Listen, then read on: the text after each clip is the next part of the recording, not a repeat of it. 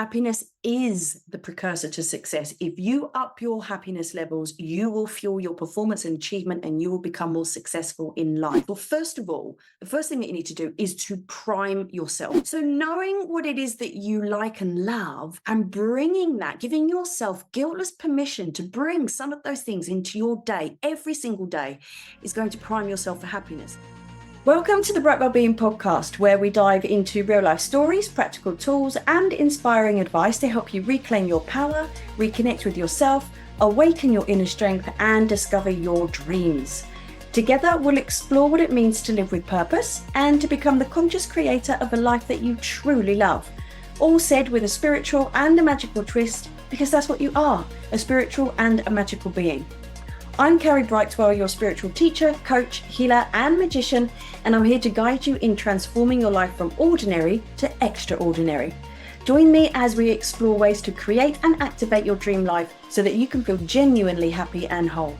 Please subscribe or follow to ensure that you get notified and that you never miss an episode, and thank you for your support.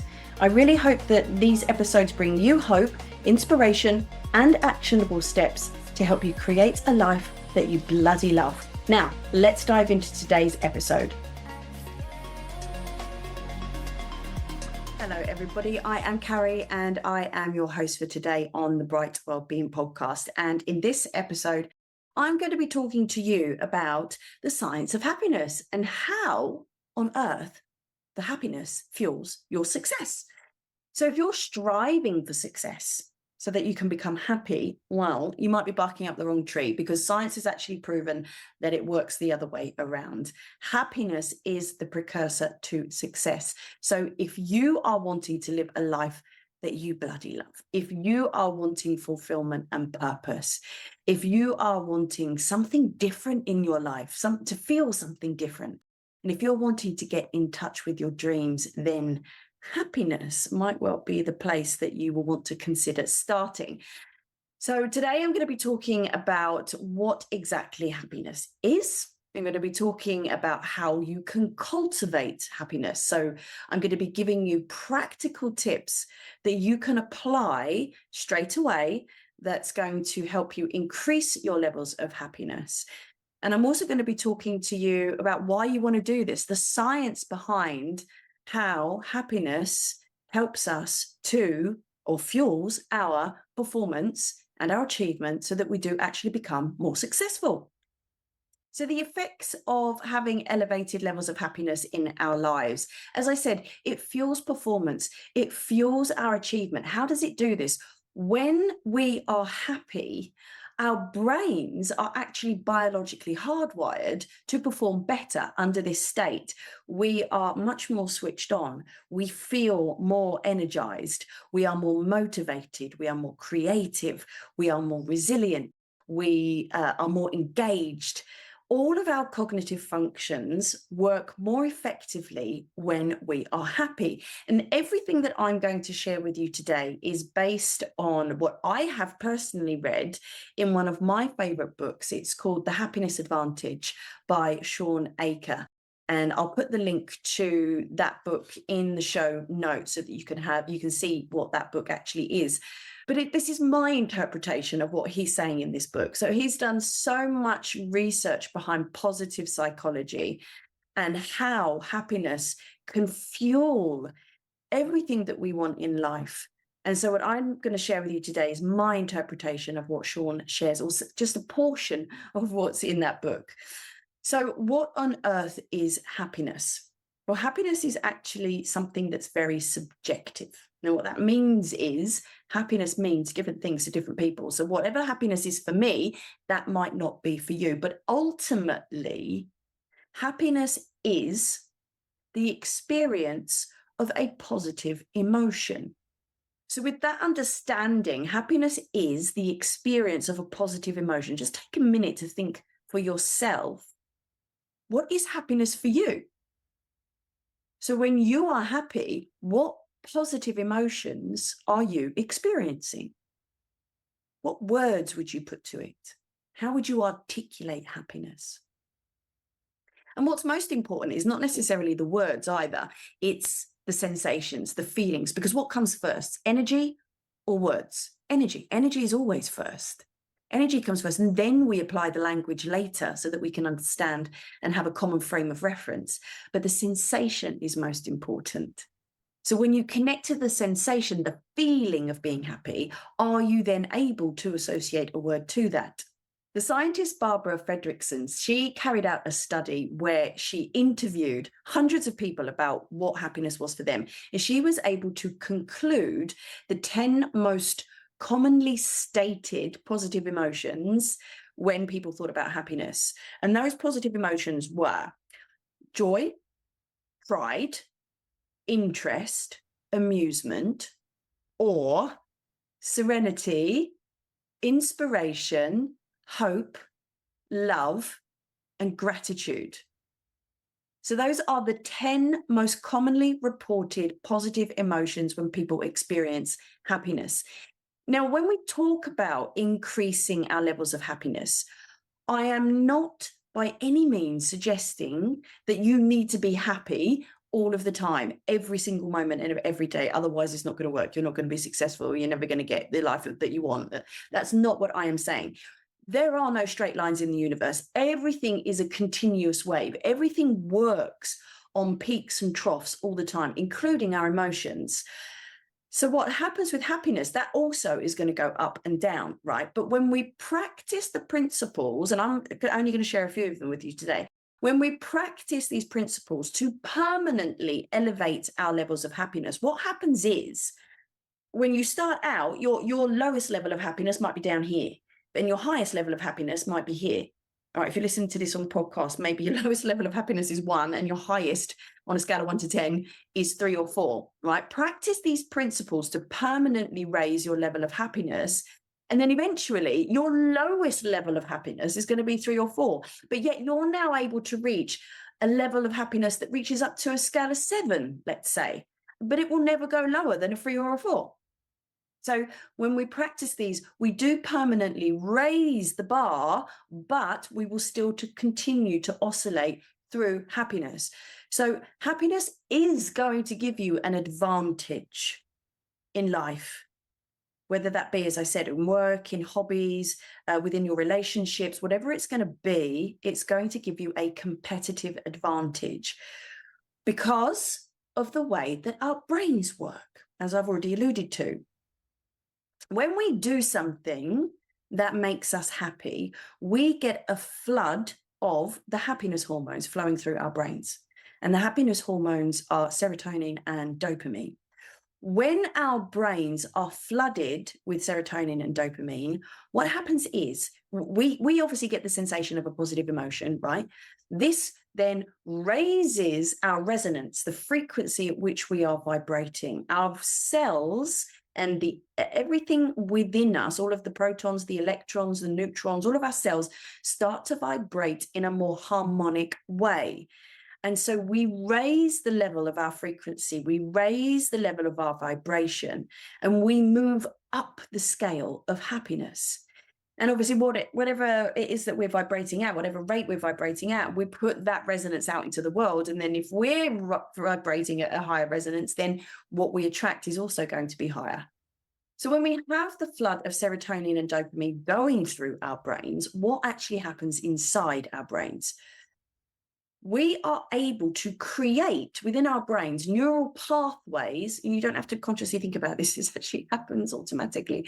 And what happens is the neural pathways in our brains, they start to grow and they start to create neural connections, but positive neural connections rather than negative ones. So we start to create more positivity, the potential for more positivity within our brain. When these neural pathways, when they grow, they're able to open up. So we have a bigger pathway. They open up wider and they stay open for longer, meaning that more energy, more ATP, more everything can flow quicker through our brains. And as a result of this, what happens is we are able to organize new information a lot quicker than we ordinarily would. We're able to hold information for longer, so our memories improve. We're able to retrieve information quicker, so we're a lot more astute. We're a lot more switched on, if you like. We do become more creative. We see potential and possibility. We're able to think quicker. We become better at, or we become more skilled at complex analysis. We become better at problem solving. Our cognitive functions all improve because of the way that our neural pathways are being rebuilt within the brain. So this is obviously good for when you're at work, right? But what does it mean for when we want to create a life we love? What does it mean when we are trying to dream, or when we're trying to connect to our purpose, or when we're trying to elevate our experience of life so that we do experience more happiness? One of the things that happens to us when we elevate our levels of happiness is we are able to see potential and possibility. And the way that that works is when you are flooded with the stress hormones, and I'm sure you've heard of this term, we go into fight or flight, right? We go into that stress reaction. When we are flooded with serotonin and dopamine, we go into a state of what is called broaden and build. We broaden our horizons. We increase the amount of possibilities that we can see for ourselves and the potential that is possible. And we go into a state of going towards and building upon those possibilities that we can see, because we want to be more creative. And we're able to, because we can see more possibility, we welcome new ways of doing things. We welcome ideas. We welcome co-creations. So we are more receptive to what is actually on offer, what is actually out there in this sea of limitless potential. And you know what it's like when you're having a bad day, right? When someone says, oh, do you want to go out for a walk? Or someone says, oh, what about this idea? Have you thought about doing this? You're like, no, no, no, no, no. just maybe just talking about myself there, I don't know. But when you're having a good day, right, someone suggests something, you're up for it. Or someone gives you an idea or something creative, and you're like, yeah, let's go for it, let's do it. Maybe the next day you might regret it, but you can see more potential. You're up for it. You're much more motivated, and you're much more enthusiastic about things. And it's because, as I said, the serotonin and dopamine, it affects the neural pathways in our brains. So our brains are biologically hardwired to perform better when we are happy. So when it comes to dreaming for yourself, when it comes to creating the life that you love, being happy or having a elevated peaks and troughs, an elevated bar, if you like, of happiness, what it does is it enables us to dream bigger. It enables us to believe in ourselves and believe in the potential that we have, so that we can see that there is more available to us, and we dare to dream bigger, and we have the courage to take the action that is needed in order to go and create those dreams. And I literally see this in action when I'm working with my one-to-one clients particularly, but I also see it with people in the membership, right? I get them when they start working with me, when they first come into the membership, I get them to create their dreams. Like, I get them to state their dreams. What is the dream life that you want? And 9 times out of 10, if not 10 times out of 10, people will start to describe to themselves their dream life, but it's all totally within the realm of possibility of now. Like, well, you can have that now. I mean, admittedly, you're not having it because obviously you've got blocks in the way, but they really stick in within the realms of their comfort zone and in the realms of what it is that they believe that they can create with the resources and the mindset that they currently have. But over time, once they've been working through the tools and the resources and everything that we work with, you can see the penny drop for themselves. They can see how they have capped their potential, how they have created limitation on themselves, and how short-sighted that they have been with their dreaming, with the life that they want to experience. And over time, they start to get wild and crazy, and they start to think about all of these other things that they want. They've got no idea how they're going to create them, but that's the whole bloody point, right? You don't need to know the how. When you are visualizing the future that you want, it is so critical to go wild with this future, with this visualization, Because if you push the boundaries on what it is that you want for your life, then we have an increased opportunity and chance of actually pushing through the barriers and going for that and creating it. So, creating and focusing on the future that you truly want is really, really important. And that's why I work with my clients to increase their levels of happiness so that they can see more potential and possibility, so that they can push the boundaries on their dreams. And people are doing things that they never thought were bloody possible for them. They're doing things that I didn't even think were possible for them, you know? I mean, I don't think anything. I never judge. What, do I judge? Oh, yeah, I judge, yeah. But I'm a human. But yeah, you can see my point, right? You can see how this works for helping you yourself create a life that you bloody love.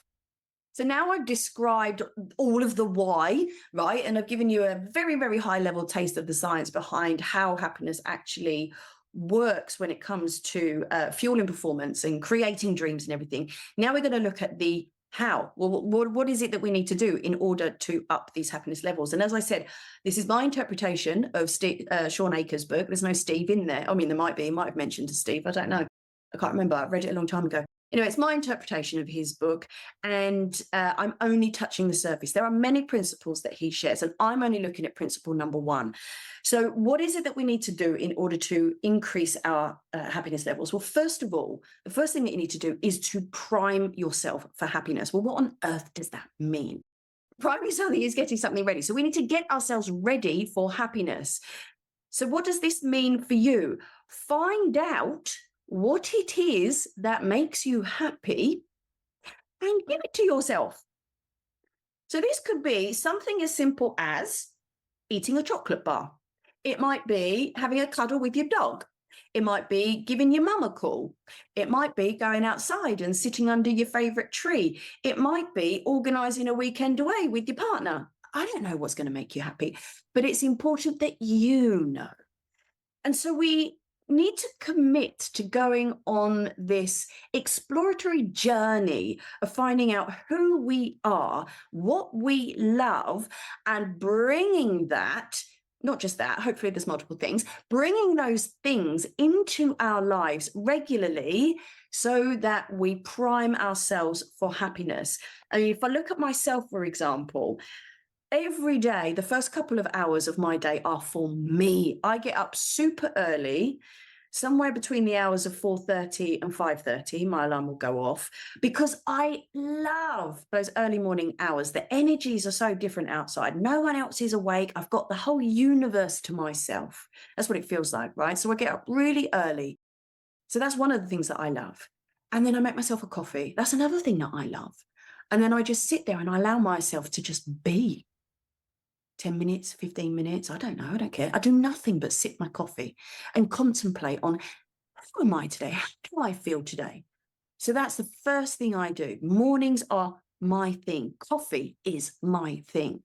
Being with myself is my thing. And then I'll go into my other morning routine. I'll do my breathing techniques. I'll do my meditations. I'll do my visualizations. I'll draw some mandalas, whatever I feel like doing that day, right? So that's me priming myself for the remainder of my day. In fact, if I don't do those things, I don't feel like a proper human being. And then once I've done my morning routine with that, I go and exercise. I go to my Muay Thai training. That's something else that I love. So knowing what it is that you like and love and bringing that, giving yourself guiltless permission to bring some of those things into your day every single day is going to prime yourself for happiness. Now, you might be thinking, oh, well, I've got loads of things that I love. Great. How often do you allow yourself to have them? But you also might be thinking, oh, I don't know what I like. I don't know what I love. Well, that's where we need to create what we call a love list. So I get my clients to do this thing, right? Where you create a love list. And this is a list of a minimum of 20 things that you love to do, love to be with, love to have. I don't know. Right? You do those, you list those 20 things. And then if you can get to 20, great, carry on if you want. But your next challenge is to make sure that every single day you have at least 1 to 3 of those things in your day. 1 to 3, ideally 3. And on no 2 consecutive days can you have the same 3 things. So for me, my morning routine is my morning routine. That ain't going to change, right? But what else do I love? I love to go and visit the beach. I love to go and to people stare and people watch in a cafe. I love to draw mandalas. I love to run up mountains. I know. So every day I will bring in a mixture of these things that are on my love list because I'm priming myself for my happiness. So if you don't know what you love, now's the time to start to find out. You start to make your list. If you can't get to 20, don't panic. Most people can't. A lot of people can, but most people can't. So if you can't get to 20, we then move on to what I call the curiosity list. You can ask yourself questions like, what have I always wanted to try, but I've never tried, never given myself the permission to do so? Is it that Anne does at the weekend? You know, my mate Anne, what she does, I'm really envious when she goes and does that because I'd like to give that a go. So you write that on your curiosity list. Those things that when you were a kid that you wish that your parents would allow you to do or try, get that on your curiosity list. Anything that you have a desire or an urge or a curiosity about, put it on your list.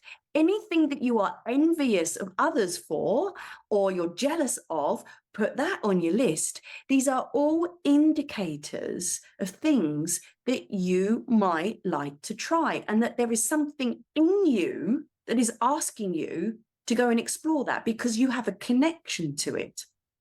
So we write our curiosity list and then you don't just stare at it.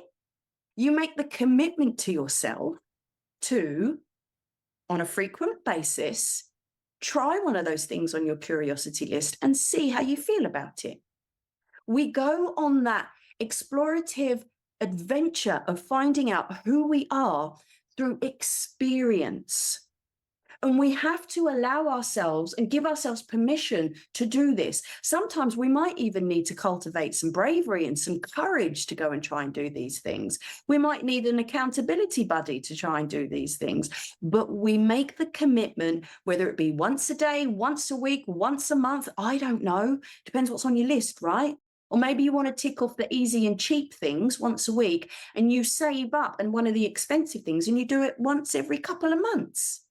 It's up to you how you go about it. But it's important that we go and explore who we are, what we like, what we love, so that we can gain that sense of self again, and that we can bring those things that we love into our lives more frequently so that we have an opportunity to increase our happiness levels. So that's all about the priming. The other thing that Shawn talks about is increasing your day-to-day happiness. As if the rest wasn't enough, there's more to do, right? There are 7 things that are scientifically proven that you can do on a day-to-day basis that are going to increase your happiness. And I'm going to reel these off, right? You might be doing some of them already. Some of them you might turn your nose up at, whatever. But if you can bring these things into your life, you will permanently increase your day-to-day happiness. Like number 1 is meditate. For a minimum of 5 minutes every single day. Now, if you hate meditation, if you find it boring, if you find it really challenging, if you find it difficult, I have something for you. So something else that I'm going to put in the show notes, 2 things actually. I didn't mention my love list and curiosity list. There's a download for you in the show notes where you can download a pre-made love list and curiosity list made with love by me from my heart to yours. You can download that and start writing your lists. But I've also given you a fun and focused way to meditate in the form of a Reiki infused coloring mandala. Yes, coloring in is meditation. And that's a whole new conversation. It's a whole different podcast. In fact, it's a whole workshop that I offer on what actually is meditation and what can you do in order to bring yourself into a meditative state. And I can confirm to you that coloring mandalas, drawing mandalas is one of them. And I might be a little bit of an expert about that. But this mandala has a special twist because it's even infused with Reiki healing. So you get Reiki healing at the same time. So go and have a look at that.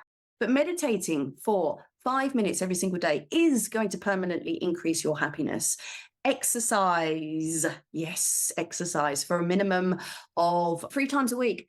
And there was a study done, and I do find this fascinating, and Shawn writes about it in his book.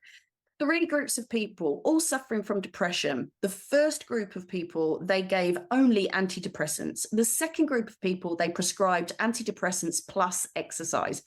30 minutes or 45 minutes, can't remember, 3 times a week. The third group, they only prescribed exercise, all with the intention of being able to bring them out of that depressed state, right? Over the period of the time of the experiment, all 3 groups were able to lift themselves out of the depressed state. So it was successful. But what was interesting was the relapse rate. The group that were prescribed only the medication, the antidepressants, 37% of those people went back into a depressed state once they stopped taking antidepressants. The second group, the group that had exercise and antidepressants, 31% of those people, when they stopped taking it, they went back into the depressed state.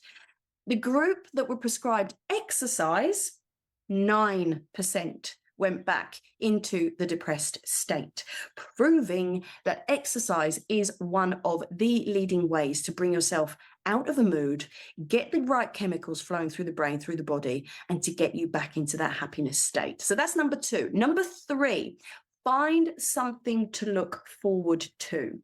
The excitement is in the anticipation. Now, that might be, I don't know, watching your favourite movie tonight, going to the cinema with your friend or with your partner. It might be booking a weekend away. It might be organising coffee at the weekend with your mother or your father. It might be booking a holiday. It might be signing up to a workshop or a course. Whatever it is, put something in the calendar. Get something to be excited about. And then the next thing is to commit to conscious acts of kindness. So this is number 4. Conscious acts of kindness. So you need to make a conscious effort. You need to say to yourself, 1 day a week, I'm going to go out and do something kind to someone. Or 3 times in a week, I will do something kind. And you need to identify what that thing is. Go out and do it. So it's not the same as sitting in your bed of an evening with your gratitude journal going, oh, I held the door open for someone today. I was kind. There we go. Tick, done it.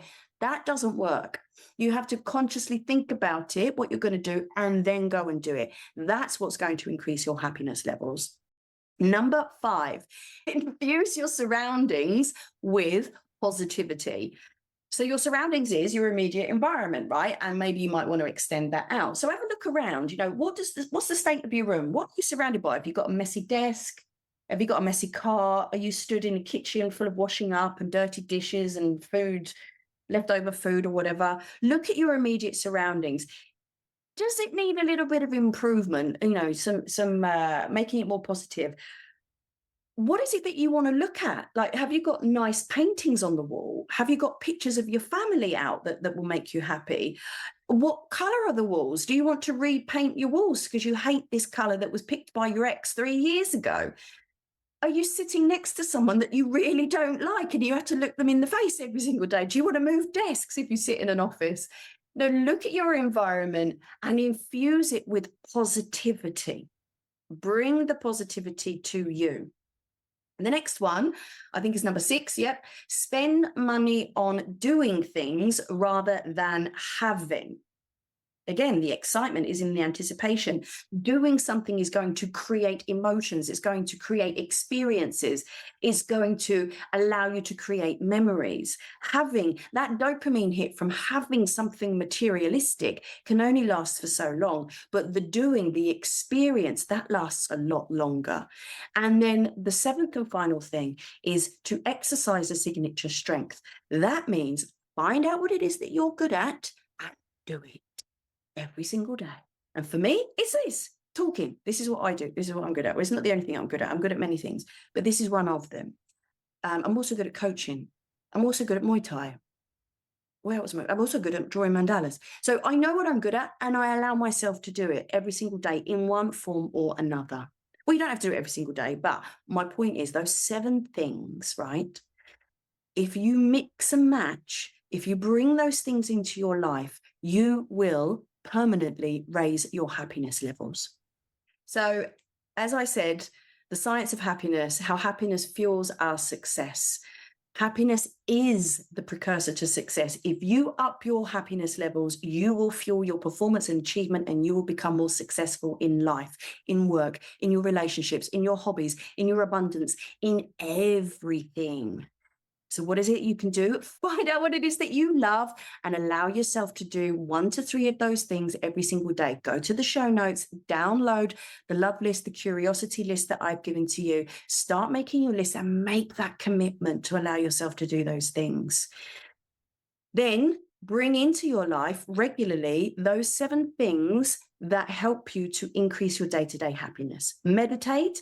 Not only have I given you the Reiki infused coloring mandala, but I've also given you a list. You can go to my YouTube channel. I've given you a link there, and you can have a look at some of the guided meditations that I provide. But any type of meditation, it's entirely up to you. Exercise. Find something to look forward to. Put something in the calendar that's going to excite you. Conscious acts of kindness. Infuse your surroundings with positivity. Spend money on doing rather than having, and exercise a signature strength. And the other thing that you might like to consider doing is coming on over to my website, taking a look at my membership that I have on offer, where I guide you through my always dreaming bigger formula. I help you to get happy. I provide you with the tools and resources. I provide that support. We've got a wonderful community of people, a safe haven of everyone who wants to dream bigger, who wants to experience something different, who is game for creating a better life for themselves, for their friends, for their families. So I help you get happy. I help you to learn how to connect to your true self, how to take back your power, how to connect to your real dreams, to discover what it is that you truly want. And I help you to push the boundaries on those dreams and find the courage, find the power, find the warrior within you to start saying no where you need to say no, so that you can say yes to the things that you truly, truly want and that are there completely possible for you. Because our dreams are not given to us because they are impossible. Our dreams are given to us because they are completely possible. They are in our realm of possibility. So I want you to find out what those dreams are for you. And I want you to take the action that is needed in order for you to become the conscious creator of a life that you bloody love. And the membership is where I support, I guide, I give you the tools, I give you the resources. You get access to me. You get access to our incredible community of people, all for helping you gain that accountability, all gunning for you to go and get what it is that you want in life. So if you're interested in joining us, come on over to the membership page on my website, take a look and join us, and you can come to our next live session, whatever it might be, whether we're meditating with mandalas, whether I'm facilitating a workshop, whether we're doing purpose, reflection, journal questions. I don't know what fun activity we're going to be doing. So come on over, join us, and let us help you create a life that you bloody love. Thank you very much. I hope you enjoyed today's episode. And on the next episode, I'm going to be talking about the formula that I use personally for me in order to create the life that I bloody love. So I hope to see you there. I'm not going to see you. I don't know. If you're on YouTube, well, I'm not going to see you. You might see me if you're on YouTube. But if you're on the podcast, I'll hear you there. And if you want to get a message to me, then you can DM me on Instagram at Bright Wellbeing, and let's get conversation going about how you can create a life that you love. All right, my loves, have a wonderful rest of your day. Take care. Thanks for listening. Thanks for sticking with me until the end. If you enjoyed or if you were inspired by anything that I had to say, then please do consider hitting the subscribe or the follow button. You might like to leave a review so that others can also benefit from hearing what we have to say here on the Bright Wellbeing podcast, and you can even share or comment. I really do love to hear from you, so there's a button for you to hit so that you can send me your feedback. You might like to consider following me on Instagram, YouTube, Facebook, Pinterest. All of the links are in the show description. And not only that, but I've also shared links to some useful tools that you can download. So please do take a look. Until the next episode, my friends, may you dare to always dream the ridiculous dream, because what you can achieve is so much more than you can imagine. From my heart to yours, take care.